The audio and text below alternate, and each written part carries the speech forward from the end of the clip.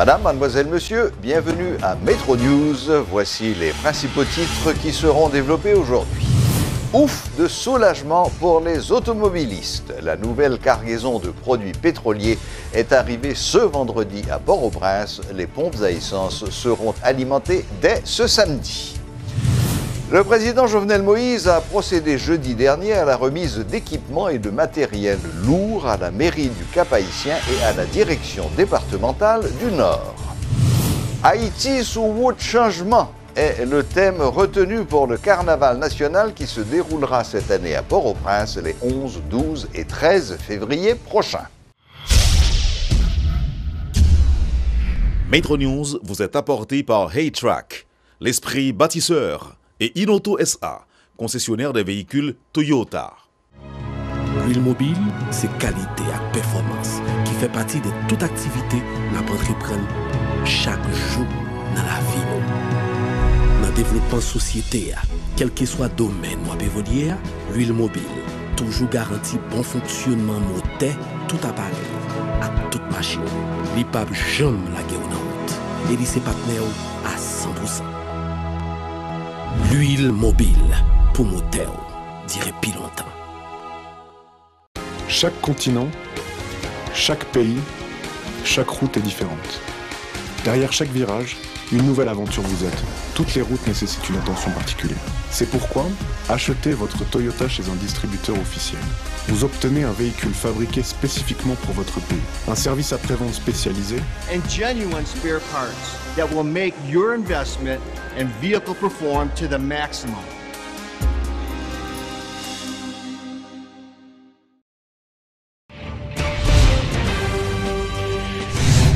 Comme on l'a dit en titre, le tanker transportant du carburant est arrivé ce vendredi à Port-au-Prince.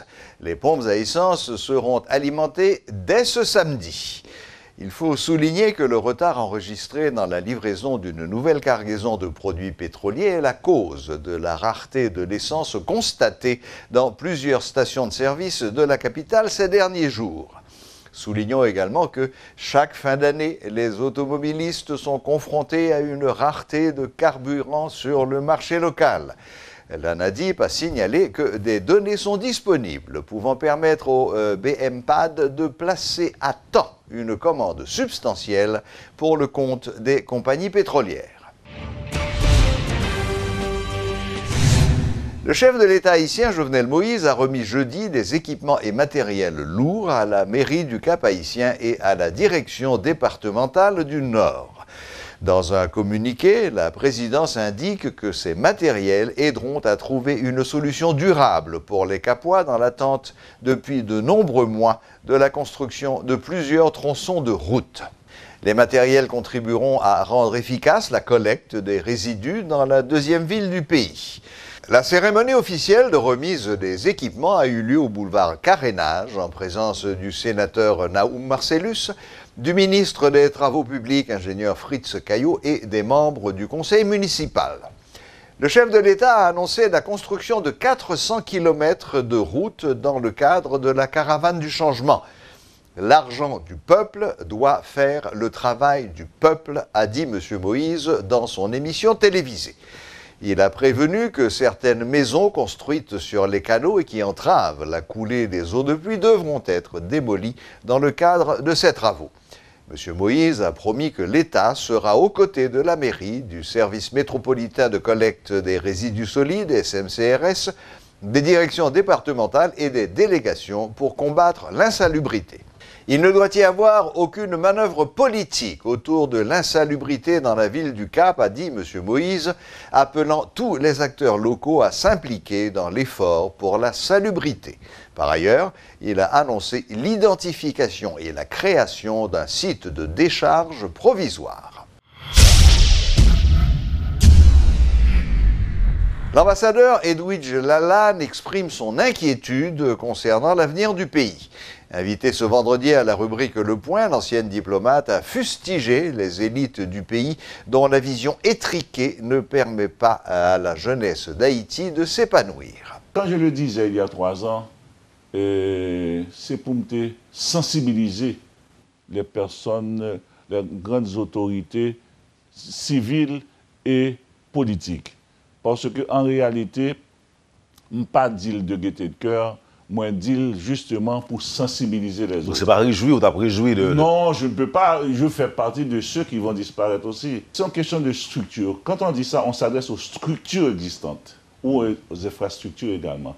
Ça veut dire que dans chaque secteur de la vie nationale, est-ce qu'on voit que citoyens et citoyennes prennent conscience de l'état d'évolution, soit afin d'améliorer et de corriger certaines erreurs, certaines fautes. Où il y a dysfonctionnement de pouvoir. Mais c'est inquiétant, Wendell. Et maintenant, ça va avoir des effets sur les autres structures et infrastructures de la société civile, que c'est l'industrie, que c'est... Enfin, tout ce que vous pouvez envisager. Donc, je le disais pour les sensibiliser.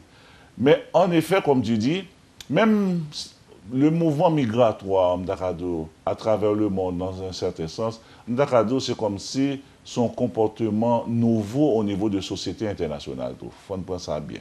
Soit au niveau des raisons politiques, il y a poursuivre guerre civile, etc., etc., au niveau de l'extrême-orient, Moyen-Orient, au niveau de l'Afrique, etc. Là, ça a d'autres raisons aussi. Mais en ce qui nous concerne, mouvement migratoire là, je ne peux pas encourager un mouvement pareil parce que je ne peux pas carrément, parce que la relève n'est pas assurée. Donc, lorsqu'un jeune se brûle, et moi-même, j'ai un étudiant qui est allé au Chili, par exemple. Mais ça, c'est un désespoir de cause extraordinaire. Plus de 2000 Haïtiens sans papier ont été arrêtés et expulsés de République dominicaine pendant les 3 premiers jours de l'année 2018, alors qu'ils tentaient d'entrer illégalement sur le territoire dominicain, selon les informations émanant du responsable du corps dominicain de sécurité frontalière terrestre de la zone de Dajabón, le général Frujis Martínez. Des arrestations de ressortissants haïtiens ont été effectuées lors de plusieurs opérations de l'armée dominicaine en plusieurs points de la frontière, notamment dans le nord, mais aussi à Elias Piña, Jimani, Barahona et Pedernales. Rappelons que l'armée dominicaine a lancé à la fin de l'année dernière une opération de surveillance frontalière baptisée Bouclier 2018, en prévision de l'arrivée d'une vague d'Haïtiens illégaux. Les passagers voyageant vers le Chili sont transférés provisoirement à l'aéroport Guy Malary à partir de ce vendredi 5 janvier.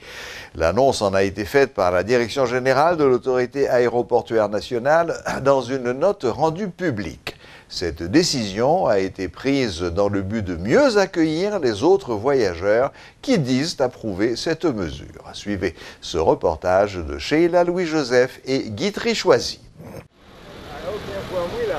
Moins d'encombrement, plus de longues files d'attente, le décor a changé à l'aéroport international Toussaint-Louverture.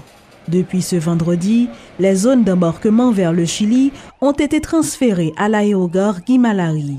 Une décision de l'autorité aéroportuaire nationale dans le but de mieux accueillir les passagers en leur rendant la tâche plus facile et du coup de décongestionner l'espace. Quelques voyageurs interrogés sur cette nouvelle mesure répondent. Ça moi le plus bon. Parce que une fois passé misère là, le bateau c'est même ça. Pas un problème, non, d'accord. Là, qui vient tout le monde. Moi là, moi n'a passé misère depuis à 8 ans que sur depuis là. Dès que c'est là choisi mettre nous supposé accepter et la mieux parce que il bon et lié beaucoup moins parce que dès qu'à dire misère m'a passé, pas qu'à dire misère m'a passé là. Sans changement, plusieurs centaines de voyageurs font la queue à l'aérogare Guy Malary. Que cet espace soit plus approprié ou pas, l'important pour les passagers désireux de se rendre au Chili, c'est de pouvoir embarquer sur une ligne aérienne et d'arriver à destination. Bagages et documents de voyage en main, l'espoir est palpable sur de nombreux visages. Moi, je suis le carré des mondes. Je suis obligé de sortir pour me chercher comment je vais me papier. Je vais chercher, après je vais aller. Je vais aller me visiter, j'ai quelques expériences que je découvrir par rapport à pays, qui pays et puis après ça, je vais retourner la caille. Chili, je vais aller chez. On va aller en activité parce que là, il faut qu'on sorte de l'autre côté, capable de marcher. Le pays a quitté net là? Non, pas quitter le pays net. Le pays pour moi, je vais quitter le net. Je vais faire sortir.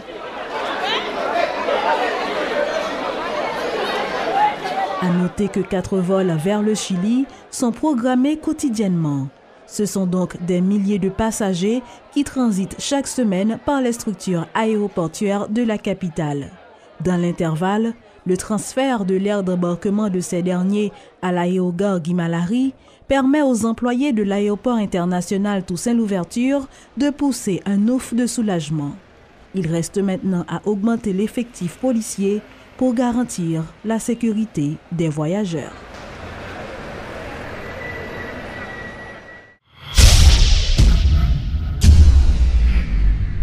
Dans le culturel, le gouvernement et la mairie de Port-au-Prince ont trouvé un terrain d'entente pour l'organisation du carnaval 2018. Le maire Yuri Chevry et le ministre de la Culture Limon Toussaint ont tenté de rassurer les acteurs de cette activité culturelle d'envergure nationale. Prévu les 11, 12 et 13 février prochains, le thème retenu cette année est Haïti sous route changement. Jeudi à nous là, et pour nous annoncer Carnaval 2018 national qu'a fait Port-au-Prince. Et nous là surtout pour nous rassurer la population que l'importance Carnaval gagne pour tous les deux pouvoirs, collectivité et gouvernement central là. Et nous avons droit au but. Nous tous connaissons des petites frictions que nous ne pouvons pas arrêter sur eux parce que le problème est résolu. Et après rencontre que nous avons avec le président de la République là, comme moi te promet, et nous entendons, nous chaque monde perdu et gagné dans la campagne. C'est ça qu'on consensus, c'est qu'il y a des gens qui côté nous perdus, qui côté nous gagnés. De même pour le gouvernement central là tout. Mais en un mot, c'est la population, c'est Haïti qui gagne parce que le carnaval là pral fait et dans gens le supposé fait. Et deux comités pour joindre l'un à l'autre pour avoir une harmonie qui pour permettre que le carnaval ça et fait gens le supposé fait. L'année dernière, c'est au CAI Carnaval national a été produit.